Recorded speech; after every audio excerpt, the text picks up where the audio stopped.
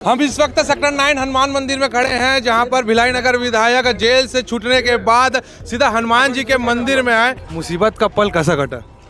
कोई मुसीबत होती नहीं है। जब लोगों को ये महसूस हो रहा होगा कि हमें किसी चीज़ से आनंद आ रहा है, हम उसमें भी समभाव से थे। जब लोगों को ये महसूस हो रहा है कि हम बहुत तकलीफ में, तब भी हम समभाव से थे। इसलिए कोई चिंता की बात नहीं।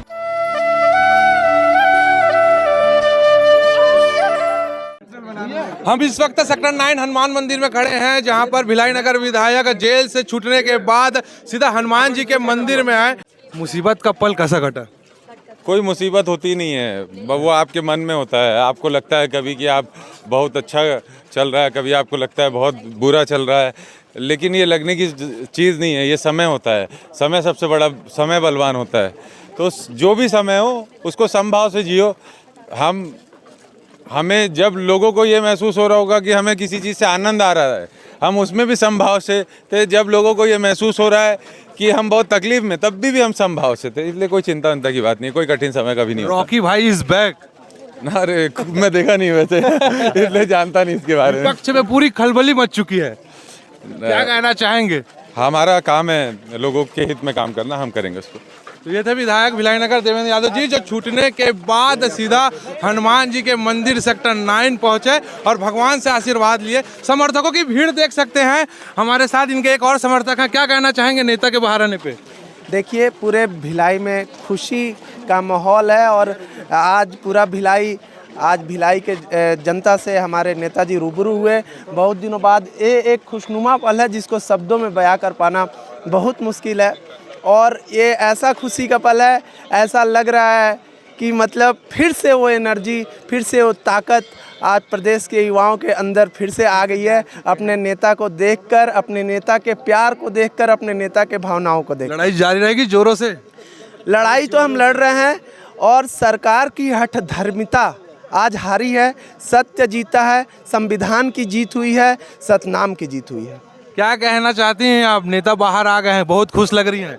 ये बहुत बड़ी खुशी की बात है। जो इतने टाइम से हम लोग वेट कर रहे थे जिस मूवमेंट का, वो आज वो मूवमेंट है। अब हमारे लिए होली, दिवाली सारा आज ही है।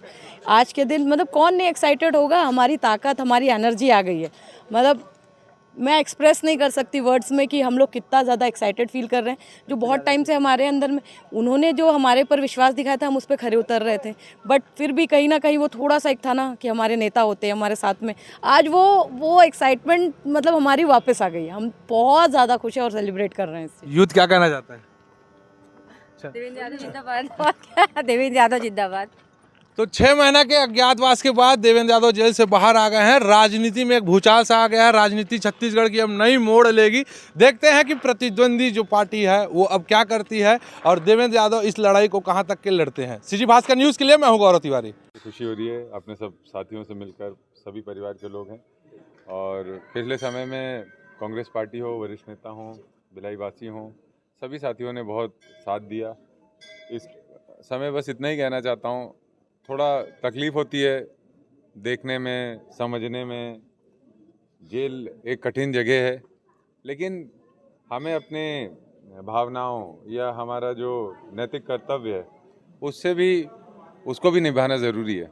तो हमने मजबूती से पहले बात रखी, उसके बदले हमको जेल भेज दिया। लेकिन जेल अंत थोड़े ना है, जेल के भी समय ख़त्म होते हैं। हम आए बाहर, इसलिए डरने की ज़रूरत नहीं। मैं बस इतना ही कहना चाहूँगा प्रदेश के युवाओं से, अगर कहीं गलत हो रहा है तो उसके खिलाफ आवाज़ उठाइए, डरिए नहीं। और समय आपका साथ देगा, ईश्वर आपका साथ देगा। कोई भी ताकत हो, तानाशाही का अंत होता है। हर समय एक नया सवेरा आता है, अंधेरा ही नहीं रहता। संविधान की जीत हुई और अभी तो ये केस भी को हम और लड़ेंगे और इस केस को क्वैश भी कराने के लिए हम कोर्ट में अपील करेंगे। और बहुत सारे निर्दोष हैं जिन्हों को 8 महीने की, 9 महीने की सज़ा काटनी पड़ी बिना कुछ किए, जो बलौदा बाज़ार में गए भी नहीं थे। ऐसे भी बच्चे थे उस दिन और उन लोग जेल में थे।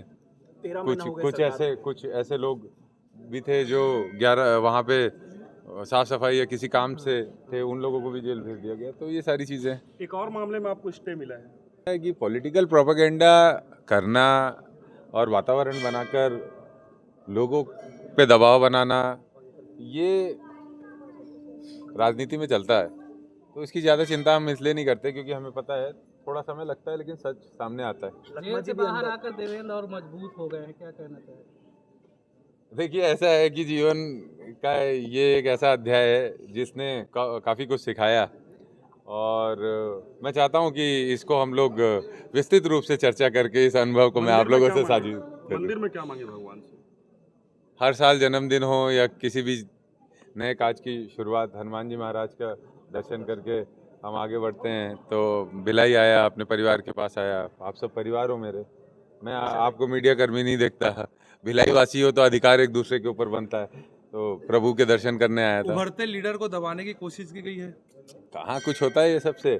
और देखो ऐसा है कि आप जिस काम में हो ना, आपको ये समझना पड़ेगा कि ऐसे षड्यंत्र आपके सामने लगातार आते रहेंगे, आपको मानसिक रूप से मजबूत रहना एक है। तरफ आपका जन्मदिन मन रहा था और कोई लोगों को ये था कि आप बाहर एक दिन बाद आए हैं, तो कैसे उस रात को कैसे काटा? आपने अपनों के बीच में नहीं थे।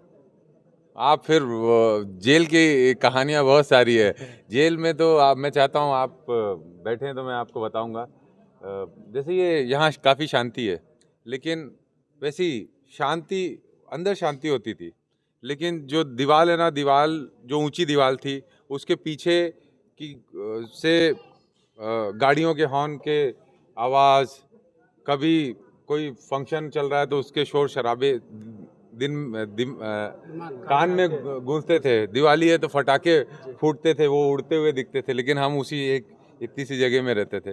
तो उसका एक अलग अनुभव है। इत्मीनान से बात करेंगे उस एक पर। लास्ट सवाल देवेंद्र जी, मैं ये कहूँगा कि जैसे आपने एक बलौदा बाजार की सभा में गए हैं, उसके बाद आपके ऊपर आरोप लगे और आप यहाँ जेल में गए, ये हुआ। अब आगे ऐसी सभाएं होंगी तो क्या आप उसको लेके कैसे सतर्क रहेंगे, क्या करेंगे? देखिए ऐसा है, बलौदा बाजार का जो प्रकरण है उसकी जिस कारण सभा हुई थी उस पर आज भी सरकार ने चुप्पी साधी हुई है। पूजा स्थल में पवित्र जैतखम को किसने काटा, क्या चीज़ें थी, उस समय सीबीआई जांच की मांग की थी, इन्होंने एसआईटी का गठन किया, उसका भी क्या है अता पता कुछ अभी तक चला नहीं है।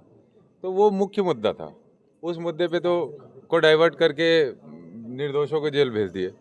ठीक है, ये कर लिया, लेकिन हम कोई भी ऐसा विषय होगा शहर का, प्रदेश का, जहाँ लोगों की भावनाओं को आहत पहुँची है, तो वहाँ हमें खड़ा होना लाजमी है।